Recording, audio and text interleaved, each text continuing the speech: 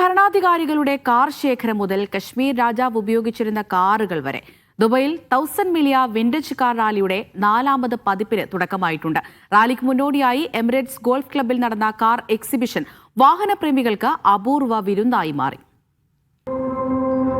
യുഎയുടെ ചരിത്രവും പാരമ്പര്യവും വിളിച്ചോതുന്ന ഭരണാധികാരികളുടെ സ്വകാര്യ കാർ ശേഖരങ്ങളും ദുബായ് പോലീസിന്റെ മെഴ്സിഡീസ് കളക്ഷനും എക്സിബിഷനിലെ പ്രധാന ആകർഷണങ്ങളായിരുന്നു. 1927 മുതലുള്ള 120-ലധികം വിന്റേജ് കാറുകളാണ് മേളയിൽ അണിനിരന്നത്. ഫെരാരി, ബുഗാട്ടി, പോർഷെ തുടങ്ങിയ ആഡംബര വാഹനങ്ങളുടെ പഴയകാല മോഡലുകളും മേളയ്ക്ക് മാറ്റേകി.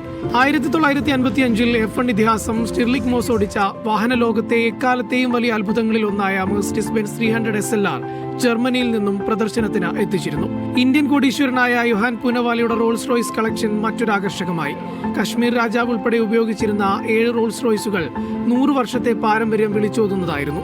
ലോകത്തിന്റെ വിവിധ ഭാഗങ്ങളിൽ നിന്ന് മലയാളികൾ ഉൾപ്പെടെ വിന്റേജ് കാറുകളുമായി മേളയിലെത്തി. ഒരു ഇറ്റാലിയൻ കമ്പനി നടത്തുന്ന ഒരു റാലിയാണ്. അതിൽ ഞാൻ ഇതുവരെയുള്ള എല്ലാ വർഷവും പങ്കെടുക്കാറുണ്ട്. ഈ റാലിയിൽ പങ്കെടുക്കണമെങ്കിൽ ക്ലാസിക് കാറും കയ്യിലുണ്ടാവണം. അപ്പോൾ ഞാൻ പല കാറുകളായിട്ടാണ് വരാറ്. ഇപ്രാവശ്യം ഞാൻ കൊണ്ടുവന്നിട്ടുള്ള എൻ്റെ 1964 ഷെവ്രലെ കോർവെറ്റ്. ഇതിന് ഒരുപാട് ഫീച്ചേഴ്സ് ഉണ്ട്. ഒരു കലക്റ്റഡ് കാറാണിത്.